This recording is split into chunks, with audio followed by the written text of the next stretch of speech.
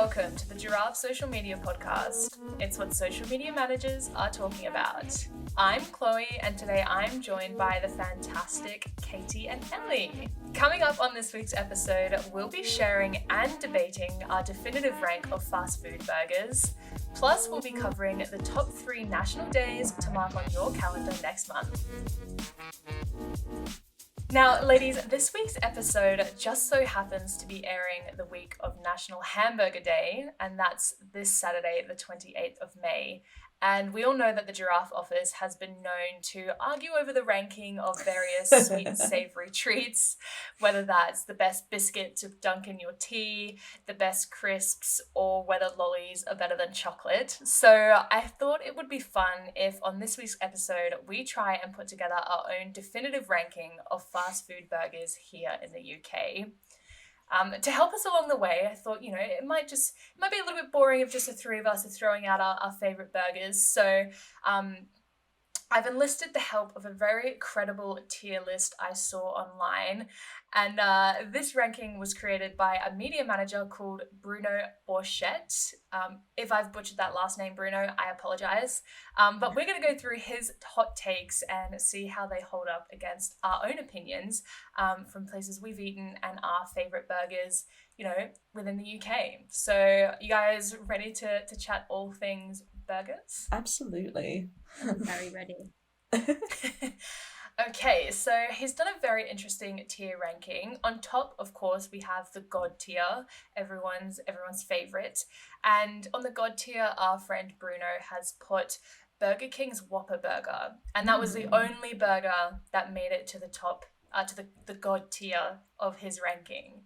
Have you guys, I've never tried the Whopper Burger, so I can't comment, but I'm sure it's good. It's pretty famous, that one. Well, here's the thing. It's like, maybe I'm speaking from my own experiences. I don't know anyone who goes out of their way for Burger King.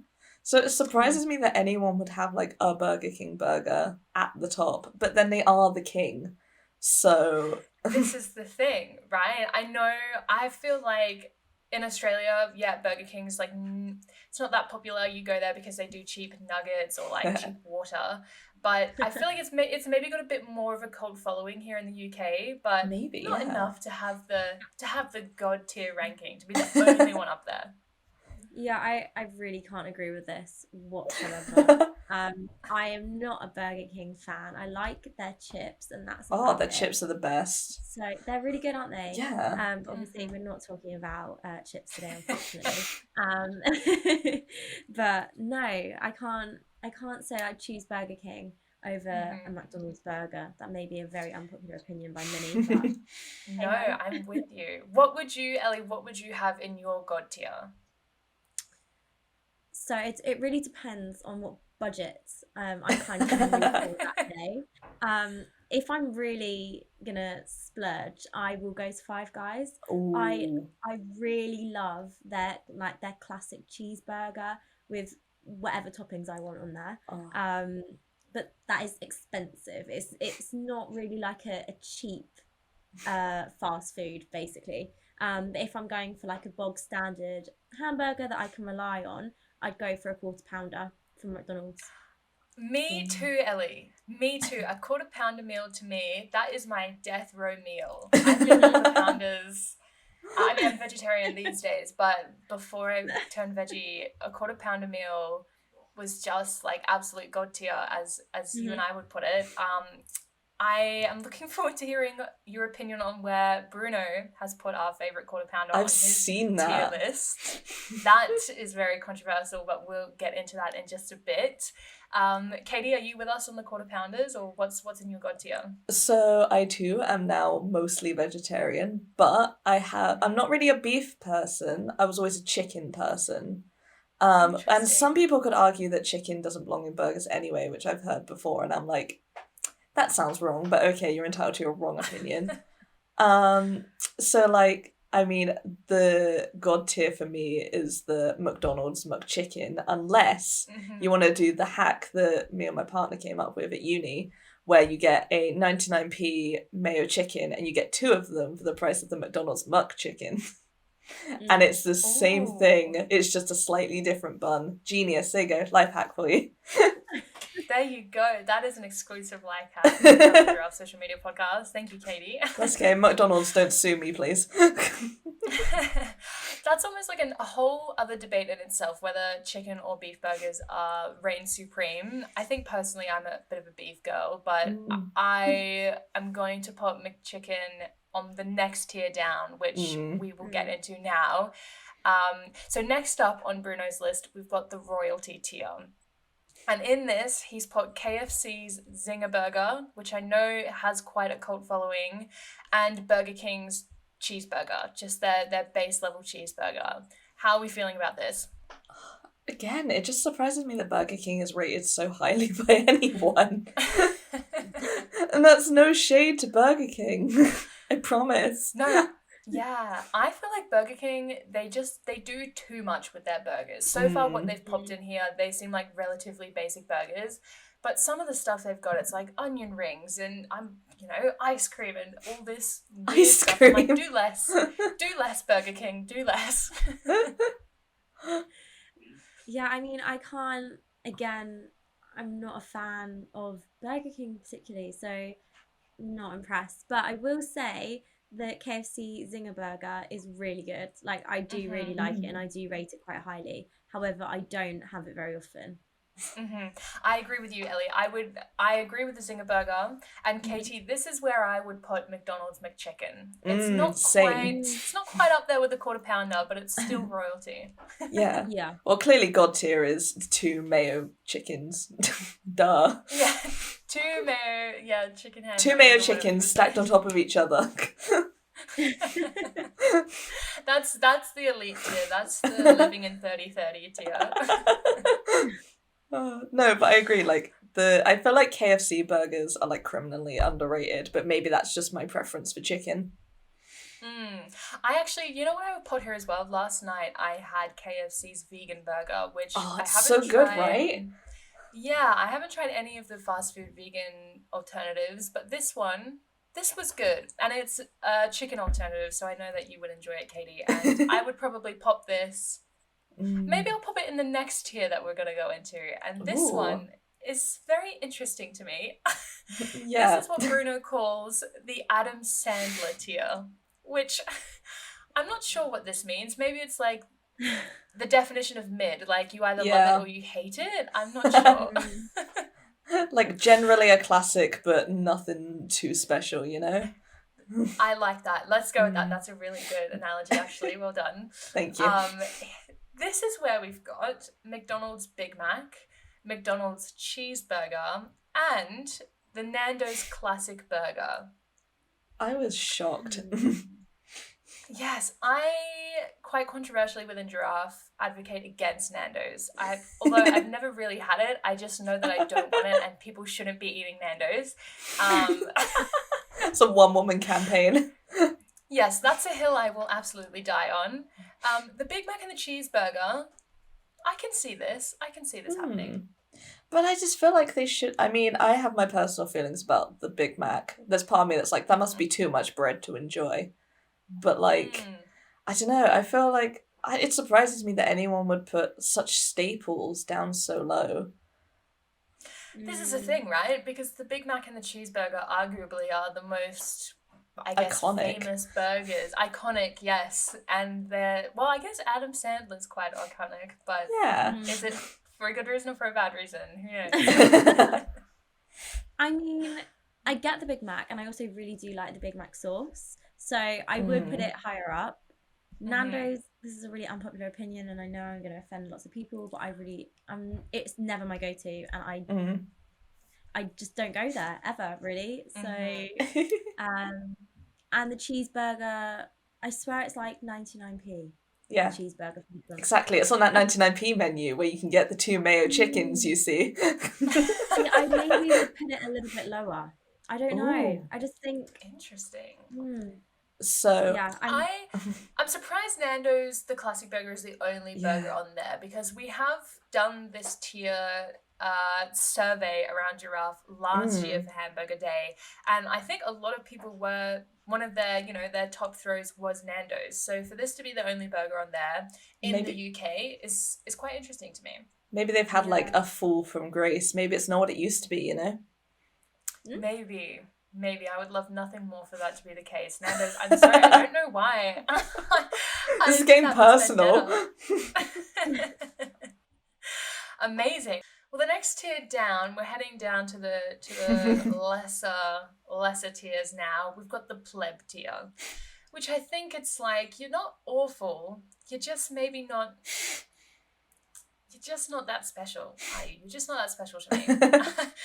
We've got the McChicken, which that's quite a disappointing ranking, I think, for us.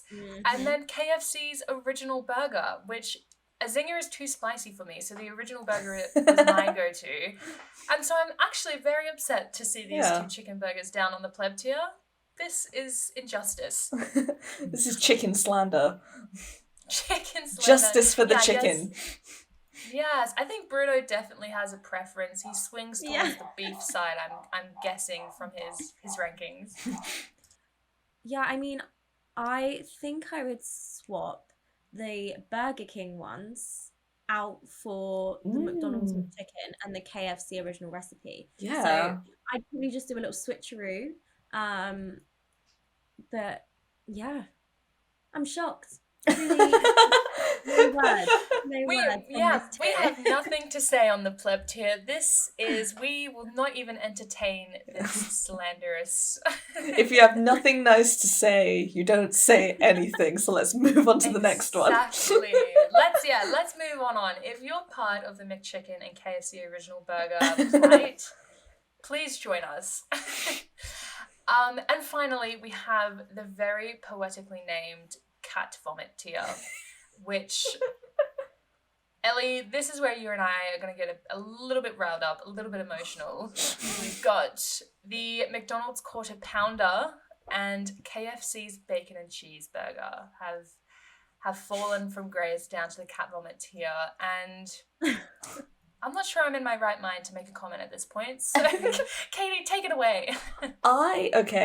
This may be controversial as I am very team chicken. However, I feel that with fast food burgers, bacon on any of it just immediately makes it bad, because it's usually like oldish bacon, maybe used in the breakfast like menu. That's kind of like, I mean, this is all a theory, no one sue me, but it's just like, it's all saved from the morning, and it's like kind of the leftover stuff, and the bacon's never that good, and you hardly get any of it. And apparently I feel really passionately about this, so I feel that the KFC bacon and cheese I'm here for I'm here for the cheese, I'm here for the chicken, the bacon ruins it.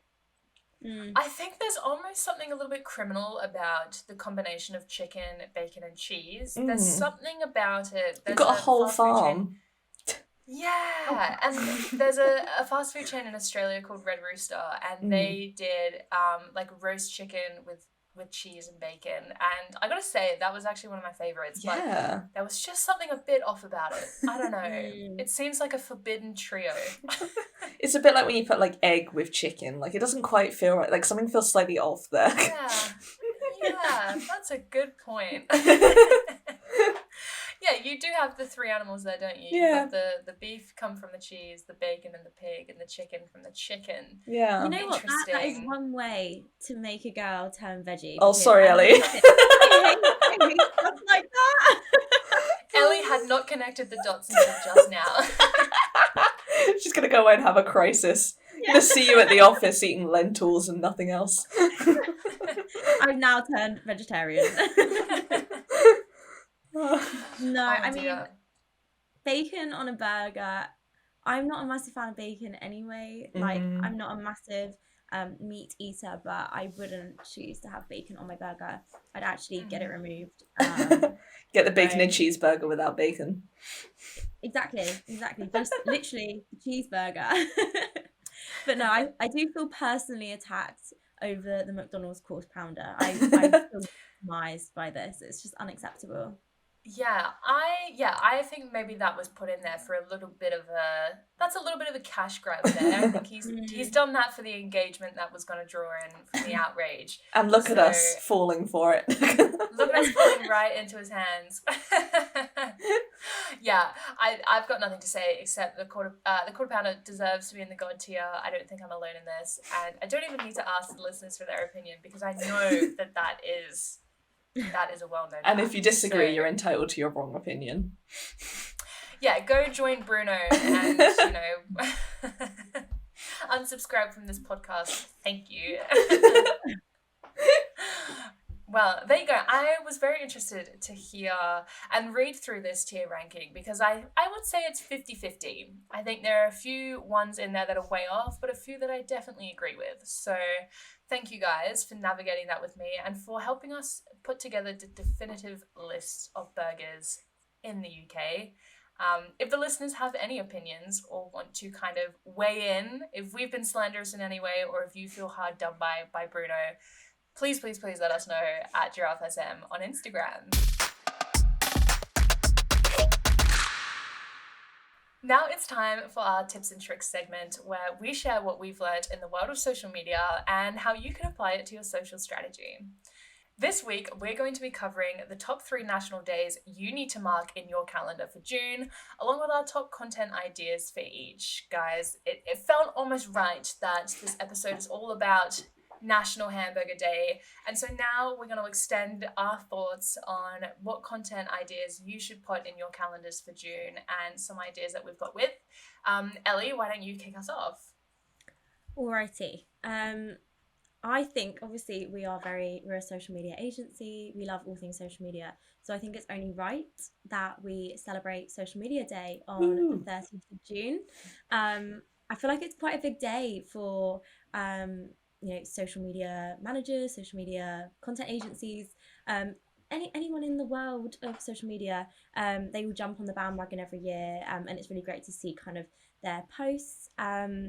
So I've kind of like a few fun ideas that you could kind of incorporate this year. You could do like a versus. I was thinking like social media platform versus social media platform, and again it's kind of like the burger tiers. You can put maybe controversial things in there to really spike up your engagement rate, and get people like us involved.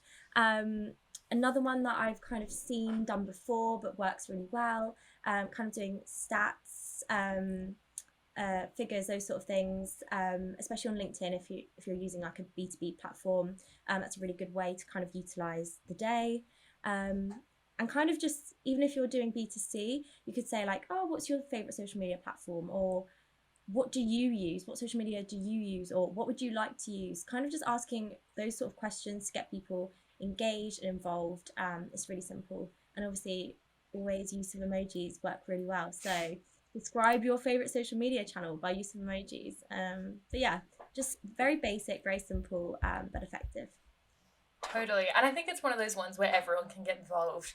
I think actually Social Media Day was invented by a social media agency. They kind of started it as like a little campaign and it's just stuck around every year. So another kind of little bit of initiative there for any agencies or social media managers that want to kind of start their own challenges on Social Media Day or even create their own national day. I don't know how that's possible, but they've done it. So yeah, that's definitely one that we'll be celebrating here at Giraffe. Katie, what's yours? So mine is Father's Day, which is the 19th of June, and it's actually reminded me that I need to get a card for my dad, which is very helpful. Thank you for this, Chloe. Obviously, we all know what Father's Day is. It's a day to celebrate, the special guy in your life. And going off of that, maybe when you're creating content for Father's Day, make sure you're using inclusive language and imagery. Some people don't have a dad. Some people have more than one dad. All of those sorts of things are good to keep in mind when you're producing that content. But in terms of the content, like if you're a sales-based thing, if you produce products, gift guides, I know we've mentioned them before, especially like around Black Friday and the run up to Christmas. Any gift giving holiday, like gift guides is such an easy way to promote your products and be like, this is for a dad who likes sports, or this is for a dad who likes skincare. Those sorts of things I think are a really good type of content to make. And also, it wouldn't be Father's Day if we didn't have dad jokes. Reach into the depths of your soul, find the most dad jokes that you can, and feel free to get silly with it and enjoy it, you know? It's one of those holidays where you can promote your products and add a little bit of humour and personality into it. Yeah, I love those. And I agree with you, Katie. I think it's super important to remember to remain inclusive on Father's Day. You know, there are people who have lost their fathers who have lost their children, and all, you know, everything in between. So that's a really good tip to keep in mind for all our social media managers listening. My content day that I would like us all to mark into our calendars, it's a big one. We've got like a few days off for it, and that is the Platinum Jubilee, which is taking place from the 2nd to the 5th of June. So a nice couple of days there if you want to, you know, create days for all of those, or maybe just for the 5th, which is when the Jubilee is. So one of a really cool campaign that I've seen recently is brands like Heinz do some serious rebranding on some of their products in the anticipation and the build-up. So Heinz actually changed their popular salad cream to salad queen, which it's just awesome. And at first I was like, wow, that is really, you just took the easiest one you could find and you run with it. But I don't know, salad queen is kind of growing on me. So I'm not saying you need to completely rebrand any of your products, but as you can see, there are plenty of opportunities for you to get involved in the Jubilee. Whether that's kind of pushing any uniquely British products that you might have, if that's kind of part of your USP is that you're British made, British owned, that's always a good route to take. But you could drop as many references to the Queen as possible. I can see it now, the Queen kind of like holding different products. And even, you know, just like nice little play on words. You know, I can see it now, you know, treat yourself like royalty, spend the weekend like royalty, all that kind of stuff. I think it's so easy, and especially if you're a brand or social media manager based within the UK, I'm sure you guys already have a wealth of ideas to take on, so I don't really need to say much else. But those are just 3 days coming up in June for you to mark in your calendars. Don't forget, it's also Pride Month in June, so a lot of rich content there that you can make as well, and I'm sure we'll do an episode all about it next month.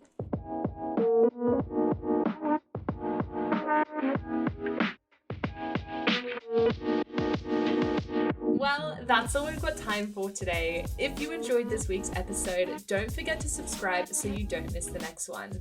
And if you'd like to leave us a review on your favorite podcasting app, we wouldn't mind that either. We've been Giraffe Social Media. You've been amazing. We'll see you next time.